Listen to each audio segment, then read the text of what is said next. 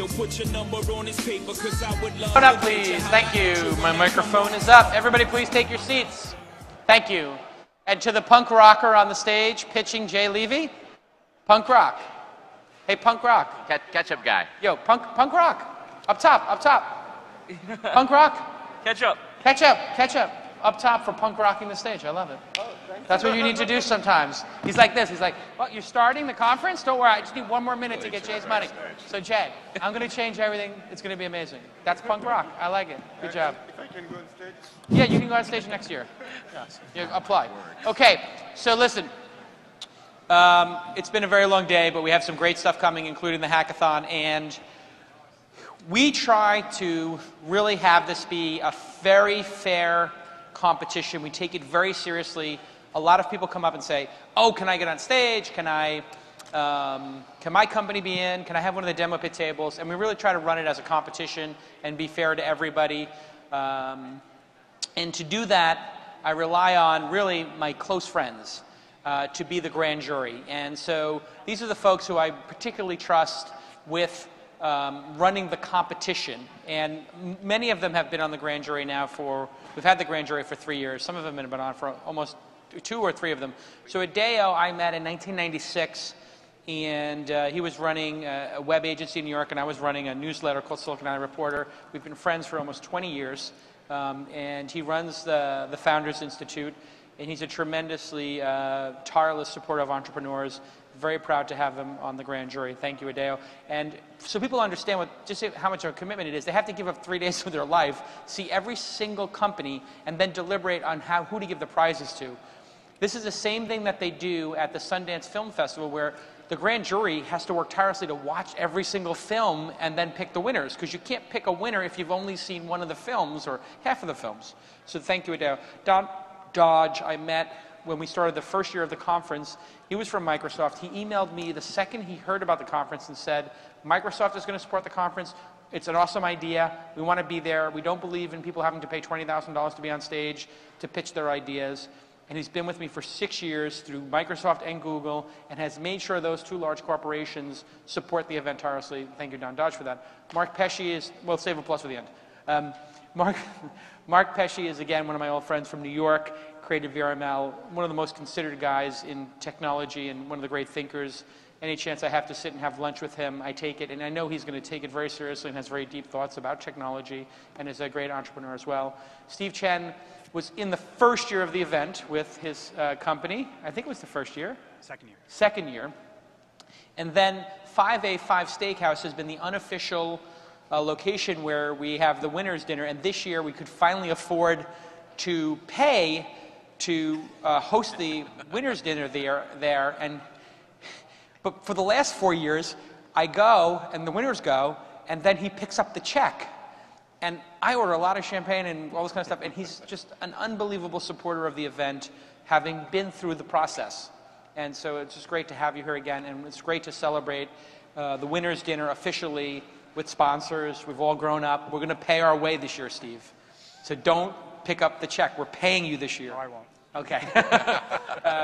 Harvey Allison is an old friend. He's partners with Gigi Brisson, who's in the front row here. When 3 years ago the event forked and I went independent, I wasn't sure if I was going to keep going, because there was a pretty bad breakup and we were trying to figure out what to do in year 4. And Gigi took me aside and Harvey took me aside and said, you have to do it. It's such a great event. And I said, yeah, I'm going to do it. And they said, we want to invest in the conference. I said, I'm not taking any investors. I don't want to take any investors. They said, we want to do it. And they put up half the money with me, and really have been mentors to me for many years. And they're the only investors, will ever only be the only investors in the Launch Festival. And I really appreciate that early support, Harvey. Brian Alvey and I went to high school together. We then built a company called Weblog. We built a magazine called Cyber Surfer together. It failed. It was about online services and CD-ROMs, but we worked tirelessly through the night together in the 90s. Then we worked together at Silicon Valley Reporter, and then we built Weblogs Inc. together, which did Engadget, Autoblog, and Joystick, and sold to AOL. The biggest hit of both of our careers. And we're brothers in arms, and I love him like a brother. He is my 4th brother. Jonathan from, sorry, Jonathan. Don't worry, I'm going to let you. Green Goose had a tough time. I'm going to let you do it too. Yeah. So Ludlow Ventures. Jonathan from Ludlow Ventures, I met, when did we meet? 2 years ago? Yeah. And he said, from Detroit, he said, there's all these other people out there who could support this event. And he started introducing me to Venture 51 and all these other people. And I'm like, who is this guy who's just relentlessly introducing me to everybody to help the event? And really appreciate that. You just came out of nowhere and have been a rabid supporter. Alfred Lin, I know from his days working at an e-commerce company called Zappos. And we've been friends for a couple of years. And then he went to work for some small boutique venture capital firm called Sequoia. And that's worked out pretty well for him. Jay has been with the event with Zelkova Ventures for 3-4 years. I don't know. And the great story about Jay is, you can see these railings here.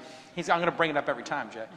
We have these great 5-foot railings because in the first year of the event, Jay fell off the stage and broke his ankle. Yeah. And he's so gracious, I had no idea this happened. And I find out 2 or 3 days later, he's on crutches. And he broke his leg. I said, what happened? He said, I fell off the stage. I said, my stage? He said, yeah. I said, nobody told me. He goes, well, I didn't want to make you feel bad at the event because you were so busy and whatever. And he looks at me, and I look at him, and there's that great moment where he goes, I'm not going to sue you. Don't worry. And I said, when I come to New York, I'm taking you to Nobu, and we're going to have an excellent, amazing lunch. And we did. And he's been a tireless supporter and a great entrepreneur. So anyway, I cannot thank these gentlemen enough for all the hard work they've put in over these days and giving up 3 days of their life and rating all these companies and being tireless supporters. Big round of applause for my grand jury. Sorry that took a minute, but it was necessary. I'll also just briefly thank Dine, DNS, for sponsoring the Hackathon and the festival, Menlo Ventures. Big round of applause for Menlo and Dine. Thank you. And our first, this is one of the demo pick companies, correct? You're a demo pick company. Yes. I have no idea who you are, but I wish you all the luck in the world. Go. Thank you. My name is Peter, and I'm from NanoSatisfy, and we launch satellites into space. Our satellites are about this size, and they're filled with a camera, sensors, and Arduino processors, which we let you program and then control the satellite for a full week's time for just $250. Now, why do we do that? Science and technology are at the core of innovation that drives our economic growth. Yet over the next few years alone, we are short over 1 million graduates in those core fields. And why is that? Because we teach it the same old boring way in a classroom with a textbook, and no one wants to learn this way. When I was at CERN, what inspired me was that I got to touch the accelerator that I was programming. And we believe in the inherent inspirational power of space and bringing it into the classroom and letting our students touch satellites and use them for their education. In our AutoSat Control Center, you get to select our satellite, and then you can task it with simple things like taking a picture, or you can develop your own application and upload it to the satellite after it has been tested by us. Now, people have come up with truly inspirational uses of our platform. You can make, the planet a safer place by watching out for those asteroids that just hit Russia, unfortunately. Or do true science by ingenious combination of our sensors, like a camera and a Geiger counter, which one of our customers figured out. Or do fun things like playing paintball in space or putting up a file server. 20 years ago, we thought a computer is a gadget. But today we know you can't do impactful education without it. And 5 years ago, the same thing happened with a tablet, which today we know is a very inspirational education tool. 5 years from now, I want every student to have access to a satellite, because that's the right way to learn science, doing it hands-on and going into space. Thank you.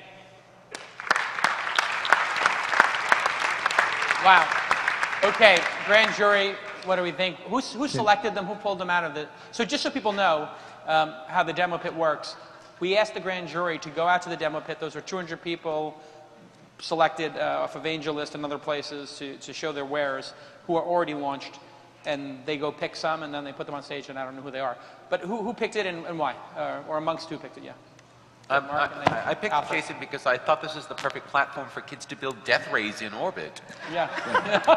You know, I mean, you got to get them started somewhere in their career in supervillainy, and this seemed like the correct first step. Awesome. Alfred, what was your motivation here? Yeah, I just was very fascinated with space when I was a child, and part of the reason why I did well in school was because I had a great science teacher who inspired me, and I think this is going to inspire a lot of kids. Yeah, we think too. So this is a great inspiration. You should be really proud. 10 years ago, now it's 13 years ago, I was driving on the LIE with a good friend of mine, Elon Musk, and it was night out. And I'm like, what are you going to do? And he had just sold PayPal, and he's like, what are you going to do? And I had just sold my business, or taken my business public. And I was like, why don't we work on space? And he's like, that's a stupid idea. And I'm like, no. And literally it was like, yeah, that is stupid. No, it's not stupid. Yes, it is stupid. But really what came out of that 2.5 hour long car ride was there is no question that the future of humanity is in space. And so if you're inspiring the kids today to think about space, you're doing God's work. So. Thank you. Awesome. Thank you. Any other questions or thoughts? Harvey? How can you do this for $250? Seems too cheap. That's my IP. There is a way to do it, and that's like part of the stuff that we patent. But I mean, when I was explained to me yesterday, you actually are letting more than one school use it at the same time for that $250, right? So they're renting it multiple times for that $250. Yeah. So there's multiple $250s coming in. What does it cost to put one of those in space? So- are you deadheading on one of Elon Musk's rockets? Actually, we will. In September, our first launch is in July, our second launch is in September, and we will ride on Elon's rocket to the space station. One of the things that is happening in space is standardization, and it's replicating what happened in the computer industry when the PC eradicated the mainframe. And this is called a CubeSat. It's a standard form factor, power factor, and weight factor. And the standardization in the space industry is radically driving down cost. Awesome. What is your patent? Is it done so you can talk about it? It is filed. It hasn't been granted. The patent is the process for you sitting on your computer, logging onto the internet, getting to the satellite, and having a payload that you control on the satellite. That whole chain. That's a frickin' valuable patent.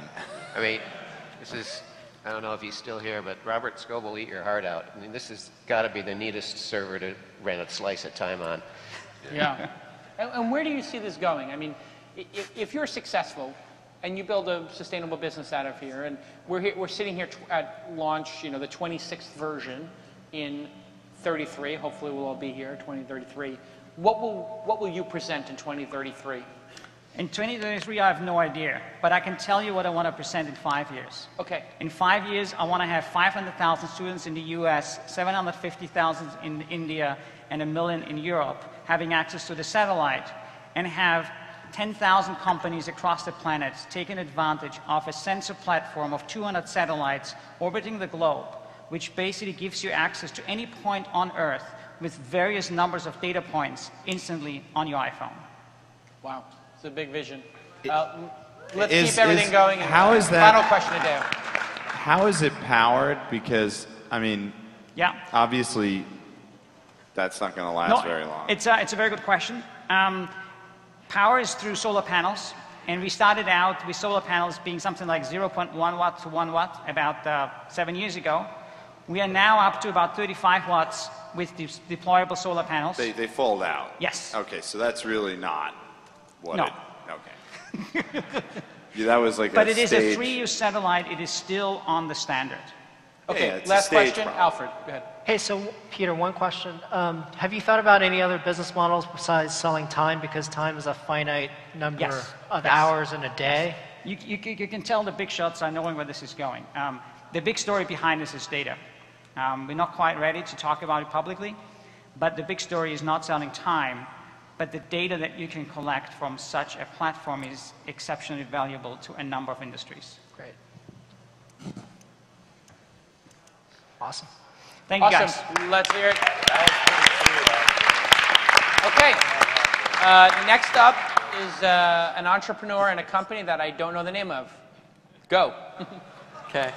Hi, everybody. I'm Colin Nettercorn, the CEO of Customer.io, and I'm going to show you how to get people to do stuff on your site using email.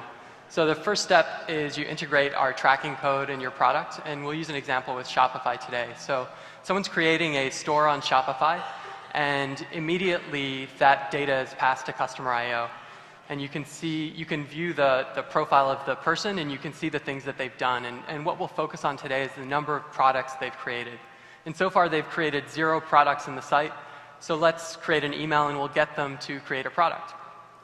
And so we translate the data that we get into English. So here we're creating a segment for people who haven't added any products. And that's basically the number of products is less than 1, or you could say the number of products is equal to 0.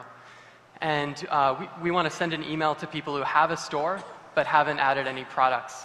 And you could send an email immediately, but that's not as effective as if you delay it a little bit.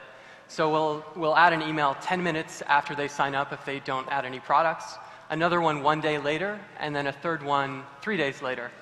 And it's always better when you have data. So why don't we add a conversion, and we'll see that as soon as people add a product, we'll mark it as successful, and we'll stop sending them those emails.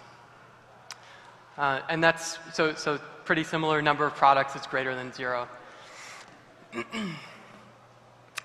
And so we focus on creating a product for marketers and non-technical people. So when you create emails and you manage emails in our product, they look like the emails you're familiar with, and it's really simple to do. So 10 minutes later, this email is created. It's ready to go out. And you can see the history of every single email someone's received. With this particular one, the person's opened it, they've clicked it, and every new person who signs up for the product now will automatically get an email. So that's what we do really well, but we also do newsletters and transactional email too. Thanks. Awesome. Well done. It's a good-looking product.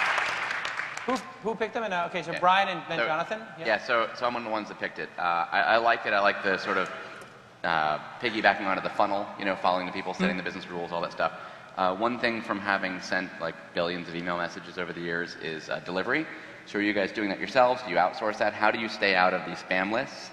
Because if I visit your site or a site, random site, and all of a sudden I'm getting emailed, I just mark it as, I don't, but people mark it as spam, and then you guys are kind of doomed. So how do you deal with that? So we send all of our email through SendGrid, and they do a great job for us. Perfect. People can also configure to send through their own SMTP servers. We don't want to be in the deliverability game because it's a full-time job for dozens of people at giant companies, and that's like a killer for a startup. So SendGrid, great answer. Yeah, so as a VC, one of the most frustrating things in the world is meeting a company that you really fall in love with instantly and then just start talking about, great, so you're raising money, and then hearing them say no. And that's what happened a couple hours ago. So I love that it's like if this and that for email marketing, and it was just so simple, it was elegant, it was easy to use. I'm not a technical person, I understood it right away. I love that the dynamics of of what you're setting. The specifications can be so specific, or they can be more broad. And again, it was so simple.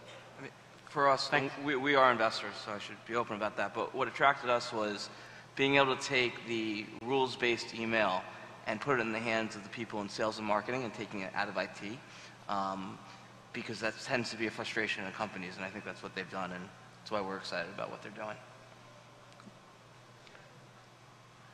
Cool. Thank you. All right, let's hear for Customer.io. Awesome, well done. An impressive product.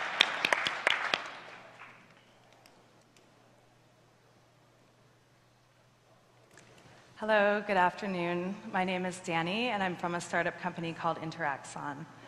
What I'm demoing this week is Muse, and Muse is a sleek, four-sensor, dry sensor EEG headband. What you're seeing behind me, I'm actually letting you see inside of my mind. What you see over here is a visual representation of these brain sensors. Basically, Muse is a platform, and we are also developing a suite of brain health applications where you can work on things like reduction of stress, improved concentration, reduction of anxiety before you do a presentation in front of a bunch of people, for instance.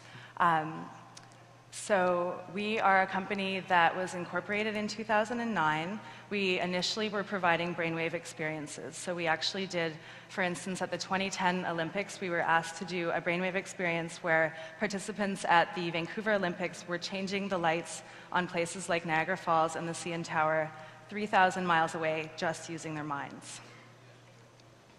As I mentioned, Muse is a platform. It's also a piece of hardware.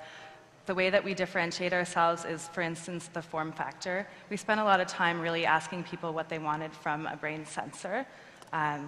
So our industrial design team came up with this beautiful design. It's flexible, it's sleek. Like I mentioned, you can stick it in your pocket and you're ready to go. Awesome. Well done. I think my favorite part of this presentation was the part where you said, we asked a lot of people what they were looking for in a brainwave sensor. Because I was just thinking about that this afternoon. What does that mean? Like, are you happy? Okay, are you so sad? actually, this is an early version of our application. Unfortunately, it's a little bit darker. So what you are seeing, you can see the red line that pops up. So that is actually my raw brainwave data, and it's being translated into a visualization. What you can do when you're a little bit more relaxed, you can focus on it, you can spin the galaxy. We're providing, with our brain health system, a suite of applications. So some of them are graphics, some of them are audio. What can you do with it right now? What can I do with it right now? Oh, they can't see it anymore, all right? Yeah, I mean, I can put it on your head right now and you can have a look at your brain waves. Let's do it. Okay. Actually, don't put it on a Deos. No, not a Deos. Take it off. No, put it on a Deo. Put it on Flatline. Do you want to try it on? Holy let's crap, see a he's Deo. alive. Please. Now, wait a second. As you can see, it's really comfortable. It's easy to slip on. It doesn't hurt. It really doesn't. The brain health industry is really growing. People want to work on their brains. It's sort of like a brain fitness industry. Deo, can you concentrate on me for a second? Just think about me. Jason. Okay, so the important part is that on your iPhone here, or your Android, or your PC, or your It's tablet. all weird. These are your brain waves. So you are showing us inside of your brain. Are you moving it or something, or no? What's that? Yeah, all sorts of weird stuff Well, is what are going you supposed on. to do once you see your brainwaves? What is the application? As I mentioned, this is a basic application, but what you'll be doing with our Brain Health Suite is working on things like reduction of stress and concentration. So say one is an audio guide. It's guiding you through a guided stress reduction application. Can this be used in any of the ways that we're starting to see brain control be used for video games or to help people who have mobility issues? Yeah, that's a great question. We're really excited to see what people are going to do with our SDK. That's coming with access to our SDK when you purchase Muse. Yeah. Awesome. I have a Any question. questions? I was just moving my face and all the things went kind of crazy. Is that, does facial movement? Actually, I mean, if you blink really hard, you can actually see your muscle movement. Whoa. At that point. Muse at this point is designed, it's not designed to be able to do really strenuous activities. This is a sit down and sit on BART and do an exercise, sit at home. Mark, you had a question or comment? Mark, do you have a question or no? No, I haven't. Oh, I thought you did. Anybody else? Question, comment? I think everybody's wowed. All right. Let's If anyone hear it else for wants to interaction. try it, I'm happy to walk down the line here. Okay. Thank you. Awesome. Okay, so those are three. Thanks. Those are the three demo pits, and now we're going to go to the hackathon. So by way of explanation, we decided we'd have a hackathon. Bundy Kim, who is the CTO of Inside.com, and Jeff, who was previously CTO of Mahalo, helped me out on it, along with Angel Hack and a bunch of other people. We said, what would make for the best hackathon ever held? We put up a bunch of prizes, including 3 $25,000 investment prizes. Myself, Dharmesh, who runs HubSpot, and then who else put up the 25K? Sorry. Barracuda, sorry, thank you. Barracuda, and so we have a bunch of prizes we're going to give out right on the spot. The judges are going to help me pick, and these are $25,000 investment prizes or 10K cash prizes. So we wanted to incentivize company creation. That's why we made 2 different levels, and it's doubly. It's a great idea to take the investment prize because you pay tax on the 10K as a prize, and you don't pay for the investment tax on the investment. So anyway, this is the first company, and the name of the company is. Do I have the names? Okay, I don't. Okay, so oh no, this is WYSIWYG? WYSIWYG. Okay, please welcome WYSIWYG. This was made in, oh God, I'm sorry. This was made in 48 hours of work. Correct. Overnight. Okay, just so people know. These are 48-hour projects that did not exist on Saturday morning. All right. My name's Nathan. This is WYSIWYG. It is a content management system as a service. So let's say that I'm a marketer at chartio.com and I want to make changes to a landing page. In order to do this, what I would have to do is mock up a page, find a developer who's probably busy building the actual product, interrupt him, let him make the code for me, and then deploy that. It's a very time-consuming process that WYSIWYG solves. So with just a couple lines of JavaScript, we drop it on their website, and they can use our WYSIWYG platform, just like Google Analytics. So here you can see, in the bottom right, a WYSIWYG button will appear. You can click on that and start editing the page directly. So we're going to make some changes. Say I want to change this guy's picture. We can use filepicker.io to find a new picture. Upload directly to the page. Click Save, give a short description. And after we click Save Changes, that change is live. You don't need to find a developer. You don't need to deploy. That website has those changes. And we can go to the page, we can refresh, and see that that is the case. So let's say we've been working on Chartio for a while now. Let's look at the WYSIWYG dashboard. So here you have a view of all the pages that we have edited with WYSIWYG. You can hover over each one of them. You can see that the changes that you've made recently. And when you click on them, you can get a more in-depth view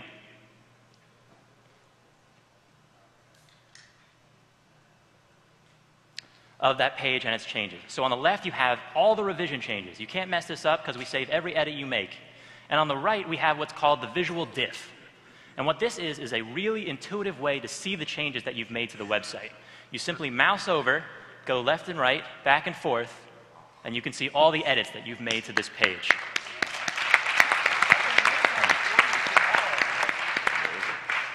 And we think this is really useful for companies. You know, when companies have really slow release cycles, when your team has to wait 2 weeks for a developer to be ready to make a push, you know, that hurts the company. That's missed opportunities. It causes people to be risk averse, and innovation stagnates. So we think this is the first step towards solving that problem. Thank you. Okay. What happened? If it ends, I need to know. Okay.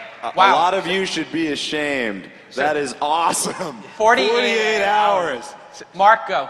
So really what you invented was a time machine, because there's just no human way that this happened in 48 hours. It happened in 48 hours. Now, you guys are a team that works together at Room 77, I understand? Sorry? Are you guys a team that works somewhere together at a company? Well, we worked together in the past at startups. We're actually from Pittsburgh, and we came out for the hackathon. You flew in for the hackathon? We did. Are you working currently on a company, or is this your new company? This is going to be it. Really? So if you get this, this is going to be the start of a new company. Wow. Yeah. Holy cow. I am blown away. That is some pretty epic shit. Comments from my... Brian, you've built 5 CMSs. Go. 25, yes. Yeah. So, he built the CMS that runs TMZ, Engadget, and countless others. Go. Yes, lots of others. So knowing that space inside and out, there's really no business there, and I'm excited about hiring you guys. And we're based in the East Coast, so we should definitely talk. I mean, you know, obviously some of the things they did, right, drop in a library, like the filepicker.io, there's some stuff that they didn't build in 48 hours, but they did a really good job of pulling it all together. And that visual diff thing, I mean, that's just like, oh look, you're traveling back in time. That's just a really slick touch. So yeah. It's really but fantastic. you said there's no business in it? I mean, really? No, because I want to hire them. Oh, I see. Right, okay. No, definitely abandon your dreams and then come help me follow mine. Yes! Yes! Okay, go, Jonathan. So, you know, we're really big UI and UX snobs. We think that design really leads companies, and I cannot believe you built that in 48 hours. It's beautiful. Just the design elements alone, like, I think are incredible. And unlike my friend right here, I say, don't hire them. We'll fund you as a company and yourselves. And okay, so we'll Jonathan, something huge. Thank you. Let me ask you this. Oh, I hate when Jason does that. Hold on. More metaphor. I have a $25,000 investment prize. If they do win, I'm not saying they're going to. If they did win, would you guarantee to match it? For We're from Detroit. We're building really great things in Detroit. Since Pittsburgh's not so far from Detroit, I'd seriously consider it if you guys were willing to relocate. Oh, okay. All right. Alfred, you had some thoughts, or Jay? Yeah, no, I thought it was great. It would be something that a company like Zappos would use all the time, so we don't have to sort of check UI, UX things to developers and have them change it. It would be just super simple. Yeah. Jay? Yeah. If you had a few more hours, you should have done a WordPress plugin. That would have made it cool, you know? But really nice. Really good job. Thank you. Great. Awesome. Another round of applause. Well done. Next up is... Oh, we could be, it's 3 minutes or 2? 3, okay. Next up is GemPad. Good afternoon, everybody. I'm Jake, and this is Chris. Just really quickly, show of hands, how many people here are developers? Okay, designers? Okay, who here likes repetitive tasks? Nobody? Okay, neither do we. So we created GemPad. GemPad is a productivity tool that streamlines all repetitive tasks. So last week, we were working with the designer. We spent nearly an hour just to set up a workspace, just to add a few lines of code to the website. And we thought, there must be a simpler way. Looked down to my computer, saw my iPhone next to the computer, as many of you do right now, and we thought, why not make the iPhone screen the third input device, in addition to the keyboard and the mouse? And that's what we did. Let me show you really quickly how it works. So, the designer friend of mine right now, he can start developing by just pushing a button on the iPhone. There it is. The IDE is up. In the background, the server is running just by one click of a button on the iPhone. And now he can go on to his design task in Photoshop. Here we go. This is something that would take, normally, you have to dig through a bunch of menus just to line this logo vertically. Now, with just 2 clicks of buttons, just on iPhone screen, it's done. Okay, now, Chris, you ready to play some video games? Okay, let's do that.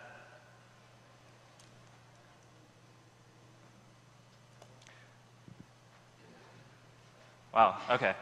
So gamers love hotkeys, and by just clicking on the meteor button, which is completely customizable on the iPhone screen, let's kill those things. Well, you gotta, aim at them first. All right. So this does not fix skill or anything like that, but and they're done. So that's GemPad. We think GemPad can save companies, developers, gamers, a lot of time from doing repetitive tasks. We extend the keyboard and the mouse, the traditional input devices, onto a phone screen, which everybody has laying to the laptops most of the time. And we think a lot of companies would pay for that solution to increase the productivity of their entire workforce. And awesome. Let's hear it for GemPad. Well done in 48 hours. Awesome. All right. Jay, you want to go first? Go ahead. So, I think it's awesome. I search for files on my phone a lot, and it's such a better experience than having to click through all the file folders on the computer, and why something's not out that really uses the tablet or your phone as a companion device to the computer while you're in front of the computer is really necessary. So. I just love the idea of it being contextual. If I had my iPad mini there, and when I switched to Gmail, if stuff came up over there, or in a different program, I just love the idea. Mark, you seem to be nodding. Well, what does it take to alter one of those tasks? Because you showed us running them. What does it actually take to create one of them? How do you create your own menu bar? So for developers, they're already working on a terminal, so we have a way to just type a command to add a quick command. All right. And that's done.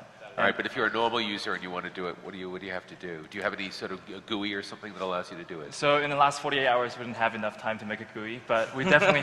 Fair enough. Yeah. You didn't make a back end? But they'll have it to you at 3 a.m. Awesome. Another question? Anybody? This is really impressive So stuff. outside of gaming and programming, which are obviously probably most, male programmers' passions, do you see other applications where, like, you brought up Gmail? Are there other things you thought about? For sure. I think, say, for enterprise solutions, for IT departments, we already have a company yesterday after our demo pitch. They said, their IT department will use that to automate a lot of script works and everything like that. Another company said, the designers would love to use their iPad and iPhone to, automate a lot of those stuff. So we think, if say Dropbox, they simplify file sharing, I think Gempad can simplify workflow. And I think, by increasing the productivity of entire workforces, I think there's a lot of value to that. Awesome. Okay. This is incredibly well done. Harvey, did you have a question? Or? Yeah. So I can script together pretty much anything off the phone. So if I want to log into another machine, or if I want to turn on something across the country, or turn it off, or you got it. pull some numbers or push some numbers, all of that can be scripted right in. I think it's a great way to hack your own set of systems and controls all by yourself. Basically, anything that's connected to the Wi-Fi, network, all of a sudden you can use your phone to control everything. That's awesome. Let's hear it one more time for Gempad. Very well done. Thank you, guys. Very fascinating. Okay, next up, Sample Around. Go. Hi, we're Sample Around, and we want to help merchants. The way we want to help merchants is we want to increase the foot traffic to their stores, and we want to give them real-time feedback on what they're providing. The way we do this is we allow them to have, they use our platform to have free samples to the local community. Say I'm a baker in San Francisco and I have cake that I would like to have the local community sample. They would go to our platform, and the first thing they would do is they would organize their samples. Once they're done organizing their samples, they go and they build a feedback form so that we can convey the survey for them. And then they have only one last step they need to do. They need to build a coupon that the people who fill out the survey, we reward them with a coupon. We take all of this data. Can we switch to the Elmo? We take all this data and we allow all 3 platforms of our mobile app to be able to access it: iOS, Android, and Windows. Here we have Joe, and he's walking around, and he is geo-centered in the middle of the map, and he sees all the merchants around him, and he's looking for cake today. So he types in cake, and he sees Sam's Cake Shop, and he walks into Sam's Cake Shop, and he samples the cake. But there's a problem. When he samples it, it's a little bit too sweet for him. And so all he does is he takes his NFC-enabled phone, and he taps it to the plate, and instantaneously, a survey comes up. And on the survey, he's able to say, you know what, this is a little too sweet for me. And this is wonderful because he gets to give feedback to the merchant without having to give him a negative Yelp review. Now what happens, can we switch back to the computer? What happens is we reward Joe for his survey with a coupon, and he can go on with his shopping. But what the merchant just got is now he knows that as the people are coming in, most people cannot recommend his store. Most people are saying, you know what, your stuff is a little bit too sweet. So the next time he puts out a series of samples, he's going to tone back the sweetness, and in real time, he can watch these numbers change and really hone in on what people want so he can make his product the best on the entire market. He can also see that most people like the fruit, and he has a lot of people coming once a week, and he has a lot of people coming once a month, and he might want to figure out why that disparage is. And the comments are saying, you know what, we want more fruit. And so this is really nice. We do not charge anybody to use our platform, neither the merchants or the customers. But we take all of this deep, rich ethnographic data, and we understand how and why people buy what they do, and we can sell that back to the merchants. So we are Sample Around, and we help merchants. Thank you. Okay. Thoughts? Steve, you're a local merchant. What do you think? Are you going to give out Wagyu beef? Some Kobe beef? Maybe not Wagyu, but we also have some investments in some cupcake places, which I think this would be great for. I think one of the things that's missing from like the retail experience, brick and mortar experience, is real-time customer feedback, right? Which this addresses. I think some of the concerns I would have were just, I wasn't quite sure, but it seemed like the customer had to download an app first. No. What was right. the experience? Right. So what happens is they use our app to discover what's around them, but when they want to give feedback, all they have to do is tap the phone to the plate, and without any download or anything, it just takes them right to the survey, and they can fill out the survey, and then they get a so coupon. So the plate has an NFC chip in it? Yes, the plate has an NFC chip in it. And then the restaurant is putting on this plate Caesar salad, and on this plate the Wagyu beef. Wagyu beef. Right. Or they would go into a shop with cupcakes, and they would sample a cupcake, and then they would touch the phone to the cupcake, and the survey would instantaneously come up, and they would be able to say it's too sweet or not. And then on the next series of samples, they can dynamically change that. We do, as Ev Williams would say, we live in the future. Anybody else have feedback? It's an interesting sort of twist on Groupon. But I don't join a mailing list. I'm not getting a daily deal right from Groupon. It's a lot like that. There's no sales team. And so I would just counsel you, whatever Google offers you in the future, take it, because otherwise you're going to kind of look like a fool later on. So it's pretty cool. Awesome. Right. Any other feedback?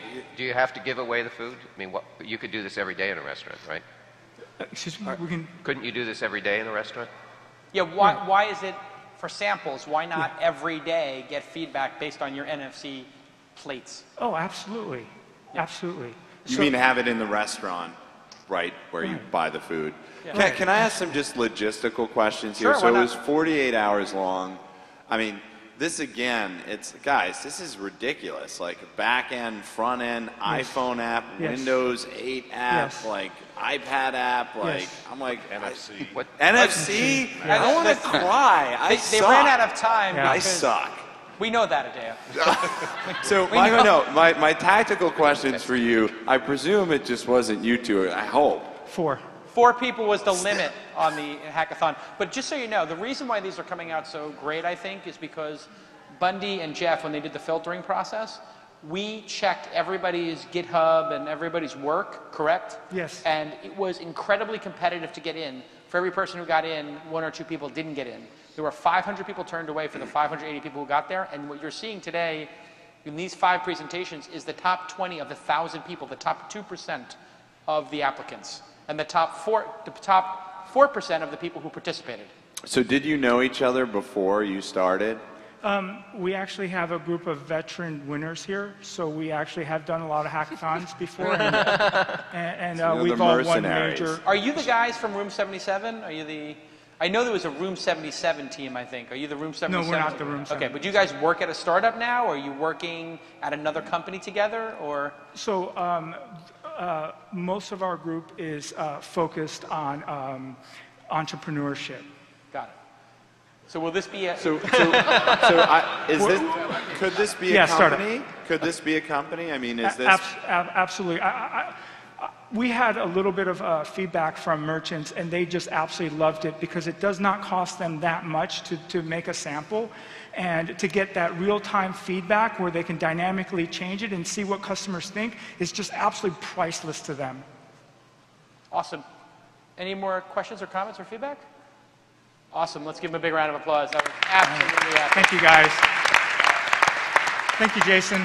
Thank you. Next up. And it was pretty funny. Like, I can always tell when somebody's doing their job really well because I get complaints and calls. So I was getting tons of calls, in some cases from sponsors saying, and partners, my people didn't get into the hackathon. And I said, okay, did they apply? They said, yeah, they applied. They got turned down. I said, okay, give me their names. I'll check on the application. I check on the application. It's like VP of recruiting, VP of marketing. And I was like, it's a hackathon. They're like, yeah, but the other hackathon let our marketing and recruiters in. I'm like, this is pure, only developers and designers. Okay, please welcome Watchtower.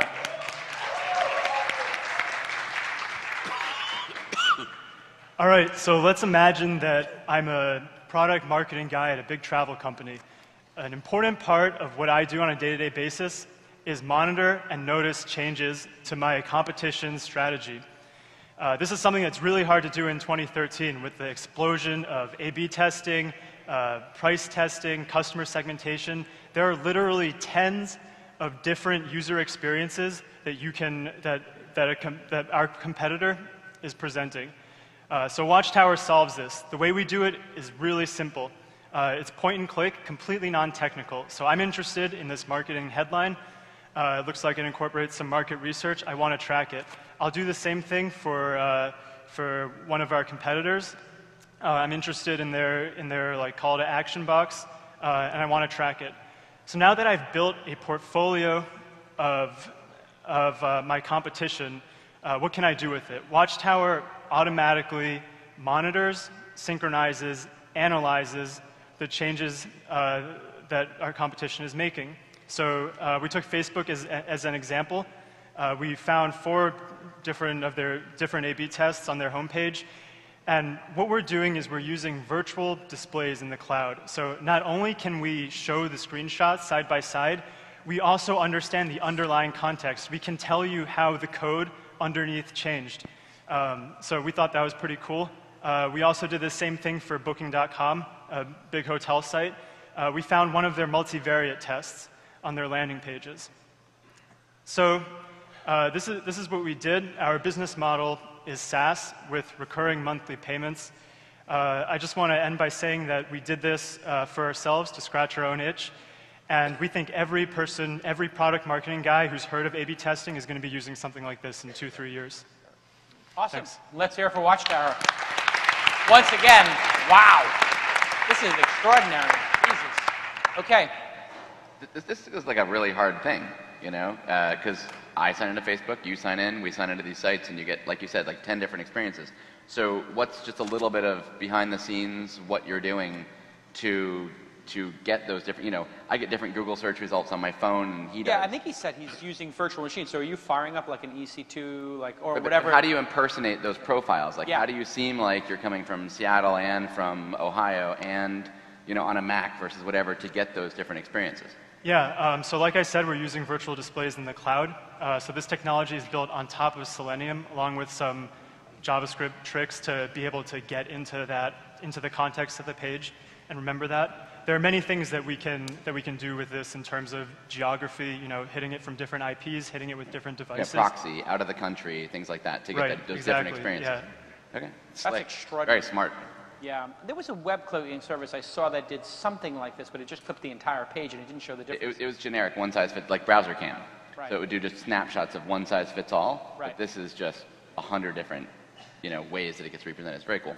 Brilliant. How many samples do you have to take of a site in order to detect the A/B testing? You know, it's hard to say. It's hard to put a number on like the actual number of samples that you have to take. Suffice to say that there are sites that are running, you know, 10, 20 different A/B tests. There's no way that a human is going to be able to pick all that up, especially with multivariate testing when you're mixing and matching components and that sort of thing. So this is a really valuable tool, and it's already helped us uncover things that we're not aware of. You need a good tagline like, you know, your virtual spy for the marketing department or something like that. I mean, it's a great idea. I mean, I think anyone... Like espionage, something in there, like yeah, right. web spionage, Brian, help me out. Brian and I did a bunch of... I mean, how many marketing people are in the audience that would use this? Raise your hand. Yeah, wow. And those people would pay. This is extraordinary. Yeah. And you guys are the Room 77 team, right? Yeah, we are. Okay, good. So now, let me ask you this question. Room 77, 1-2 years. Now, if you guys leave and start a company, is that going to ruin my relationship with Room 77, or is this... It's not allowed. Okay, so if you guys win, you're just taking the cash prize. There's no way to convince you to leave the company? I know your boss is right there. I can't answer this question in front of 1,000 people. Don't put him on the spot. Well, no, we got to do this negotiation. We do everything Tell him in his own time. Okay, wait a second, Brad. If they gave you 5% equity and they spun out and they gave you 60 days notice, would you allow it? Oh, no, wait. That's not... He said whatever to stay with them, not to be free and entrepreneurs. We encourage them to come to Hackathon. Oh. Okay, okay. So they give you, so you do have the freedom to leave the company and come work. Wow, what an awkward moment. It's a great moment in launch history. This is extraordinary. Well done. Any other questions? I have a suggestion. For e-commerce companies, if you can track all the pricing data across a bunch of websites for the same product for a company, that would be very valuable. Hey, Alfred, Yeah, let me we've actually, I mean, we're aware of pricing A/B tests. We track like the look and feel, but we also track the content, so we will pick up those testings. Hey, Alfred, if you were going to try to get these guys to leave and have Sequoia fund them, what would you say to them? Go ahead, do it now. What would you say? How do you get them to leave the big company? Secure jobs. Oh, it's always more fun working for a small company than a big company. There you go. That's it. And now you see how it's done. Next. Somebody else had a question? Jonathan? What cookies do you show? What cookies do we show? Yeah, did you play around with well, it's only 48 hours. But. Yeah, I mean, so the way that we're doing it right now is we clear cookies each time, right? So you get the fresh experience.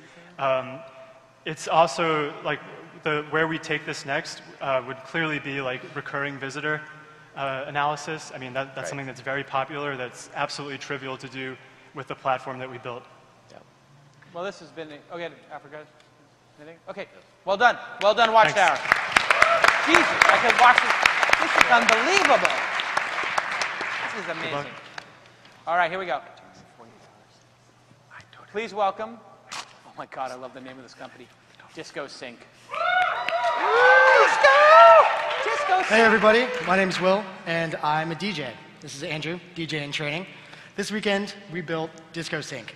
Disco Sync is a platform that allows DJs to broadcast their sound over a local network, and the client can listen to the DJ stream via the iPhone app or our web app. So basically, for an analogy here, it's Turntable FM, but for a live DJ performance. So this weekend, we had 500 people upstairs coding at a best hackathon ever, Launch Hack. And I think that they could one-up themselves next year if around 4 a.m. when people are dying out, they bring in 2 world-class DJs. DJ Tiesto comes up, sets up in one corner, Deadmau5 comes up, sets up in another corner, and broadcasts a live stream to all the coders hacking away. And they will all be bobbing their heads synchronously to their favorite DJ. They would choose their channel. So the magic here is that it works with any DJ software that the DJ already uses. So the live output from the laptop is being streamed to the app. So on that note, Andrew, aka DJ Lifescape, is DJing right now with Virtual DJ. If you want to listen, if you have headphones, I encourage you to go ahead and go to discosync.org and click on his room. We also got DJ Sneals and DJ T-Money out there. See you guys, thank you. Yes, we got 3 DJs playing music right now. So bringing it back. Outside of just being a DJ streaming application, there's lots of other uses for this technology. For example, today, while I was getting ready for this, I missed Nick from Treehouse did a talk on CSS animations that I really wanted to see. If you're out there, come tell me about it later. But I didn't get to see it. I was totally bummed. And if there was an app that allowed me to stream his talk to my iPhone while I was running around, that would have been great. But just to get out of the box for a minute, imagine if I didn't speak English. Imagine I'm from Brazil and I only... So you built an iOS app and the streaming technology to get from the laptop all the way up. Yeah, our team is pretty well-rounded. Here you go, check it out. Neat. We had 2 iOS developers and Andrew and myself working on the web app, so we sort of divided and conquered. It's got a case. Thank you. All right, questions? Is this the idea that you guys originally started with when you came to the hackathon? I remember talking to you guys, and I thought it was a little different, which I think, so not only are we talking about a period of 48 hours, but you've already like made a pivot. We pivoted a little. But the pivot happened in hour 7, in fairness. Yeah, no, that's great. Yeah, we thought of this idea Friday night. We just got off the plane. We're from Florida, and we were kicking around ideas, and we're like, what should we do? Had a few beers, and we're like, what if we could DJ on the internet? And then that's basically how we got started. Awesome. Feedback from the panel? Any more feedback? Questions? I'm surprised it doesn't exist, because it seems like it's such an obvious for DJs to be able to go and leverage their... How do they do it now? Do they just stream to Ustream or something, DJs? I know DJ Mouse is on there, right? Yeah, DJs, what they do now is they record and then SoundCloud. play it later on YouTube or whatever. But this is basically live music on your headphones. Sort of a different take on it. I've seen, I mean, there's lots of music streaming services, and lots of the time DJs will set up cameras and like DJ from their Where are you going to studio go from this? I mean, because obviously it's a great start, but is there a vision here that, you know, gets truly unique and truly epic? Well, there's lots of ways we could go. I mean, our vision for it is that we can climb up the sort of DJ chain, if you will. Imagine Armin van Buuren comes to San Francisco, rents out a small space for 300 people, instantly sells out, and then I'm sure there would be plenty of people who would want to pay $5, $10 to be able to listen to it live, so they can feel like they're a part of it. Maybe go all the way up to huge music festivals. What if you did pay-per-view, where, you know, if I wanted to have a party, I could put it up on my screen and deliver from the internet, and for $50, I could play that in my club or my basement? Yeah, that is a totally viable use of it as well. We didn't really think of that exactly, but I mean, the possibilities are sort of broad. Yeah, so a lot of Turntable FM is sort of the community, you know, getting points, you know, watching your little dude you pick songs and get his friends you get thumbs liking up and them. they dance. Yeah. So, I mean, I could see, you know, I could see this going there or not, you know, because I don't necessarily want to hear another DJ if I'm liking what I'm hearing now. So, I mean, how do you see sort of the social component and the gaming component coming into this in the future? Well, we didn't initially consider that as part of what it would turn into. We thought that it would basically be a platform for events. It would be event-centric and local-centric. So you could use it to do a silent disco party. You could use it to do, if like for specific events, could be powered by Disco Sync. It wouldn't necessarily be anything like Turntable FM. Basically, we Okay, another question. Sorry. No problem. So the question I have is, actually, I've organized quite a few events throughout the years. And so part of the whole electronic dance music genre and everything else is about seeing the whole experience, right? Seeing the light shows, the lasers, and everything else. And how do you actually plan on having, like, recreating maybe not that experience, but something more than just them playing live, pre-recorded music possibly, right? Or just their own music on there. Like, how do you enhance the experience a bit from there? Well, are you familiar with the silent disco?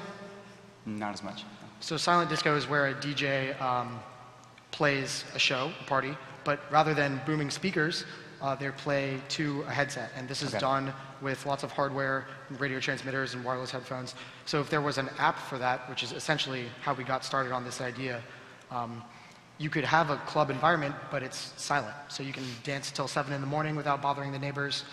And it's, that was where we were going with the performance side. So rather than exclusively having it be for sold-out shows and people who want to be involved, it could be silent disco. Okay, let's hear it for Disco Sync. Well done. Good job, man. Very impressive. Wow, that exceeded expectations in a major way. I'd like each of you to write just down on a piece of paper your number 1, your number 2, and your number 3. Put your name at the top. 1, 2, and 3, and then I'm going to calculate those. Yes. Now, we have, we're going to give away 4 prizes. So can I get the checks, please? Those big, oversized checks.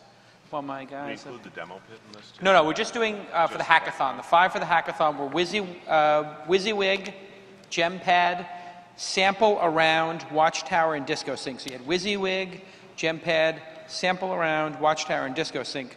And I'm just going to use this as a frame of reference to see how the voting went. And then I have to select my investment of the company I want to work with. Dharmesh asked me to select his company. Barracuda is going to do their own. And how do I pronounce it? Crucial is going to pick their $5,000 winner. So is Barracuda and Crucial somewhere in the audience? Okay, can I get maybe those 2 guys up here on the chairs? Just 2 folding chairs would be great. Pass it down. Let me just take a look here. You got your 2? Okay. Oh, I said 3? Okay, good. Right, because we have a bunch. Okay. I have more than 2. Just pass them down. Okay. Oops. Hey, Jason. Jason, if you, we really love WYSIWYG, and okay, hold it. Wait. Oh, okay. I'm just telling you though. Okay. We'd love to make a We'd love to talk to them more, and if you want to do it, we want to do it with you. You want to do it, Zoe? Yeah, we'll do a 25K too. You'll do 25K if I pick it? Yeah. Okay, all right, here we go. Hold on a second. This is good for WYSIWYG. Hold on a second here. All This is right. a big deal here. That's big. So the prize just went to 105. That's crazy. Okay, hold on a second. I'm just going to... All right. There's a lot of pressure here. Don't you have people? No, I'm going to do. Two more, Jason. We could use Do you need software for help? this. Better use Quiz TV. Yeah. You didn't hear me. Wait, I don't. These are. No, he didn't hear Those are us. new. These are all new. What do I do with these? Yeah, these are new. He's are concentrating on counting. Call me Vanna White. Tower. Hey guys, while I'm doing this, can you guys, you moderate, which of the companies over the last 2 days did you like best? Your top 2 or 3 over the last 2 days. Good idea. Okay. Why don't we start on the end? I'm the new Jason. Go ahead. Yeah, I like the ad, social ad platform. I'm drawing a blank on the name, but I thought that AdStage.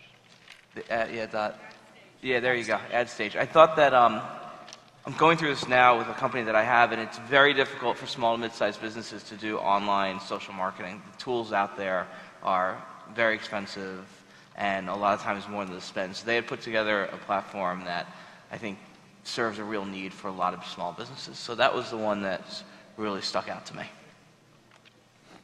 Alfred? I like AdStage as well for pretty much the same reasons. I do think the small and medium-sized business market is underserved. A lot of companies are serving the enterprise customers or end consumers in general, and I think that small and medium-sized businesses are as big of a market, if not bigger, than the enterprise market. So, to be perfectly transparent, so we're investors in Oobly, and I love that product. So I can't vote for them, but I really do think they're doing incredible things. I liked InstaBridge. They were the very first company that presented at the whole conference, and I think they're solving a pain point. It is frustrating when people come over or they come to our office and they have to type in some crazy code. I also really liked Zillabyte. I thought they were solving a nice, they're really solving a painful thing, and they did it in a very beautiful way, and a strong team. Okay, thank you. So, very quickly, yesterday I liked Triptease a lot. I thought dressing up online reviews, anything that's 10 years old and hasn't been done right. The Jawfish games with Phil Gordon, usually a lot of like celebrity people who are attached to companies don't know their stuff, and I talked to him and he's talking about the cloud and the real-time stuff. That was kind of mind-blowing. I think the judges missed it today on Trendalytics. They complained about it wasn't good-looking enough. I thought the designs, the stuff they're covering was really good, and then AdStage is going to blow up like Buddy Media. So. I'm sorry to pipe in one more time, but I totally forgot Revolve Robotics. I thought that was great, and the fact that they got that down to such a small price point, I think that could be an incredible company. So that's one of my top 3 for sure. Sorry about that. Yeah, keep going down. AdStage, can't add a whole lot to that. That's a monster. I like Zillabyte. I think there's a lot that can be done with that. I also here. I like InstaBridge. I think InstaBridge could be, that's another idea that I think could be taken a lot further than in terms of permissioning in your social network. I'll move to the side as the moderator. Steve? Okay, AdStage, not much else to add, but I think it's going to be a monster as well. I think the company is called Boxby. Yep. Right? I really like Boxby. It's not a sexy market. It's you're storing your stuff, but it's a hugely growing market right now for that. And just I know ourselves we spend about $600 a month just on storage. And what I really liked about it is the ability to actually see what you have in storage, because I really don't know what I have in storage anymore on that. So it just sits there. And also another company I already invested in is My Cute Friend. I think online dating is broken. I think mobile dating is there. And my background is more like events, social, and others. So I really liked My Cute Friend enough to make an investment in them already. So yeah, I'll say everything everyone else has said is good, and I'm going to add Whiplash, which no one's really talked about, but the whole idea of fulfillment as a service. I think there's a real space for this, and you can see the pieces starting to come together with Boxby and Whiplash, that there's just going to be a way of being able to put together all of the APIs for a complete supply chain so that everything that was hard about manufacturing distribution of product is just going to get easy. And I see these as being very important parts of that. Don? Yeah, we've seen 45 companies on stage, and I saw another 30 or so out in the demo pit. So I've talked to 75 companies here over the past 2 days, and we're not done. I put them in 3 or 4 buckets. So my first bucket is I would write a check right now. And I have 2 companies in that bucket. My second bucket is I would take a second meeting. I want to learn more. And I have 4 companies in that bucket. And the third one is a great feature, but it's not really a company. So I would look to do a tuck-in acquisition of this company, and I've got a couple in there. And then my fourth bucket is it's either a home run or a total strikeout, and I'm not smart enough to know which. Swing for the fence. Okay, let's hear him. Go. So the ones I would write checks for right now are Jawfish Games and Zillabyte. I think those 2 companies are going to make a ton of money. And by the way, we look at companies differently than maybe you do as angel investors. We look at, is the team strong? Can they execute? That's why yesterday you heard the panel asking, what's your background and why did you do this company? Because they're trying to get at how strong is this team and will they be able to execute? So that's the first lens we look at. Second one is, what's the market size potential of this company?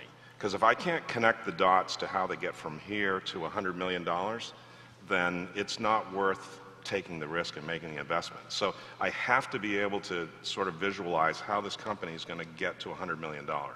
And with a lot of them, you just can't do that. The third one is, are they capital efficient and are they scalable? Can they scale up to that $100 million without adding lots and lots of more capital and lots of employees? And then the fourth one is, and maybe most importantly, it's can I help? Can I add value to this company? Because if I can't add value, then I'm not going to put my money in. So that all said, Jawfish and Zillabyte were the 2 best ones, I think. The ones where I want to learn more and take a second meeting, AdStage, I think those guys are awesome and they're going to make money. Instabridge, that was the Wi-Fi sharing company. Sonata, that's the enterprise cloud search thing. Kind of boring for most of us consumers, but I'm telling you, enterprise search, it's a big, boring big like market. Yammer was. Yeah, exactly. I get that sense, like boring like Yammer. $1 billion boring. And by the way, David Sachs will be our 3rd fireside chat tomorrow, so you're in for a treat with that. Okay, Adeo, did you have a favorite or 2? Yeah, quickly. So I just want to say, Jason, this is hands down of any startup conference I've ever been to, the single best lineup I've ever seen. So hats off to Jason. You guys agree? Do you guys agree? You mean the judges? The judges. The judges, you agree? Right. No, I thought you meant the best judges ever. Yeah, the best looking judges we've ever seen. No, so then of course my So pick your top 3, quickly. Zillabyte, I'm about to Trendalytics, Boxby, Instabridge, View Plus, which I thought had a lot of potential when I met them off stage, Whiplash, and Triptease are the ones that I'm stewing over. All right, so let's start off with Crucial. Kartik and Brian are here from Crucial. Wait, you're from Barracuda or Crucial? Crucial. Okay, so Crucial, you guys were great enough to help put on the hackathon with us. You put up a $5,000 prize. Please tell the audience who will get the $5,000 investment prize or $2K in cash, is that right? Yes. Oh, look, it's on the screen for me. Hey, thanks, Brian. And how was your experience in the hackathon? I mean, did it live up to expectations? It well exceeded. We've done a lot of hackathons, both sponsoring and participating. And the interesting thing was, Jason not only had the vision to curate the hackathon, typically you just don't know what you're going to get, even as a participant, who your partners are going to be. But you know, we really watched this. We've been software professionals for a long time and really seen this. We saw 580 odd people, heads down, cranking out stuff. But he extended the vision by going to 48 hours. Typically the judging is we're looking at a bunch of half-baked things that you have to really stretch to see it. And we just saw 5 things. If this was presented differently, those could have been at Launch Festival, and you would not have recognized the difference. It was like, yeah, it was 5 other companies. Yeah, I agree. So for us, we've been doing this for a really long time. We've written tools like this, so it's kind of an interesting outcome for us. Our first investment you know, looking into this was picking the right one and figuring out what we're going to do. So this is something that, you know, it's a new area. We saw the team. They did a really good job. It wasn't as aesthetically, you know, baked, but code-wise and everything else and the potential. So we're actually going to give the $5,000 to Sample Around. Come on up, Sample Around. Sample Around. That's one that does the surveys. So while they're coming up, the ironic thing is that's actually our second prize. What? We normally never see hackathons where you have not only clear winners, but it's like we're really still at the last minute debating who do we want to invest in. So these guys did a great job, solid team, really worked well together. Don't give the second prize. Don't give the second prize. Take a picture with these guys. let's get a photo up here.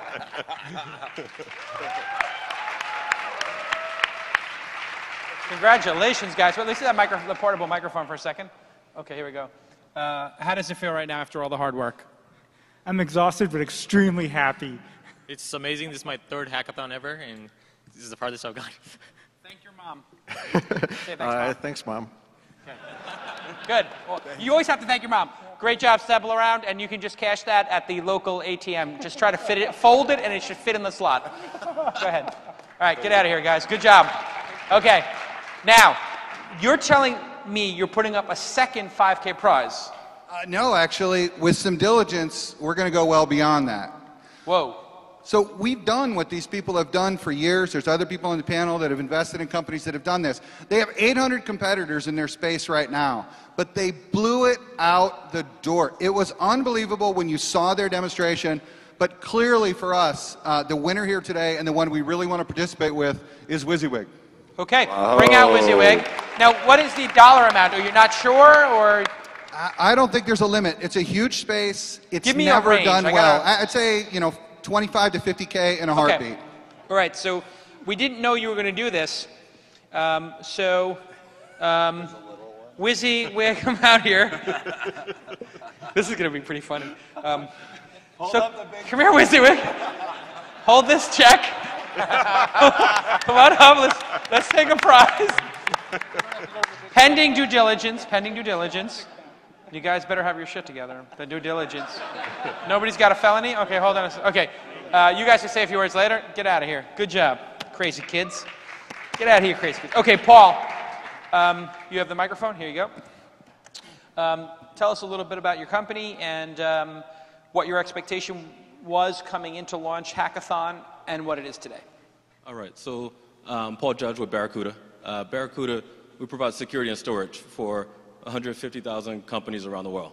But like everybody else, we started off with a couple guys with an idea. And so we wanted to be here and be involved with what Jason's doing, what Launch is doing, and just the startup community. So we're actually doing a couple things. I sat here starting on the beginning of the weekend and watch everybody heads down and watch the products that came out on the other end. So it was fascinating, right? The set of ideas that really have potential and to be something long term. So a couple things we're doing, two things we're doing. One is each of the finalists, Barracuda is giving security products to them, right? So over 10K of products. Because as a startup, you have limited time and resources, and some things go to the back burner. Right? And security is often one of those things. So we're giving away email, web, data protection to all the finalists. The second thing that we're doing is investing 25K into one of the companies. And the company that we chose is DiscoSync. Wow. I think what's interesting about DiscoSync is you saw the fun application of sharing DJ music, but being able to take a single physical space and curate multiple distinct audio experiences has some interesting business cases. So translation, commentary, and so forth. So congrats to the DiscoSync team. All right, come up here and take a photo. Wow. That's big time. That's big time. All right, now guys, let me ask a question. Are you thinking you're going to take the 10K cash or the 25K investment? Be honest. Let's put the microphone up. Let's see. What are you thinking? Do we have to decide this second? No, you're going to decide. You're going to have a week or two to decide. You can tell us what you want to do. We need to deliberate. Okay, But no we problem. are- All right, let's take a picture. Awesome. Hold on. Where's the microphone? Say thanks, Mom, for everything. Thanks, Mom and Dad. You guys are great. Okay, and how do you feel? Fantastic. And what are you going to do tonight? Sleep. And say a few words about your team.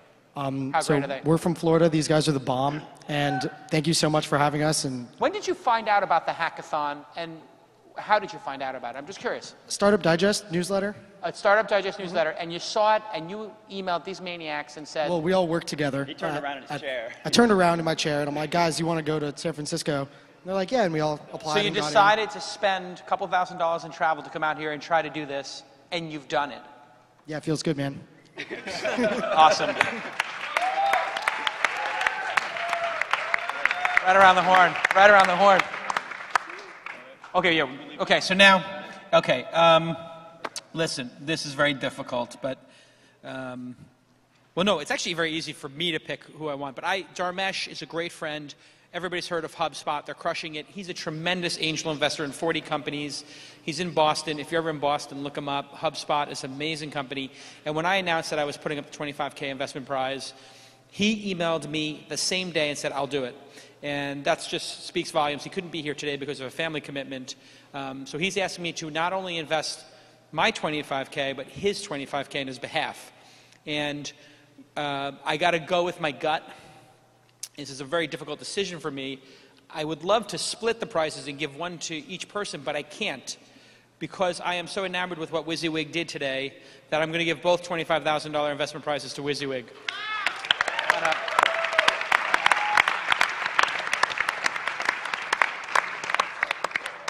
I don't have time to write out WYSIWYG, so I'm putting WW on these huge checks.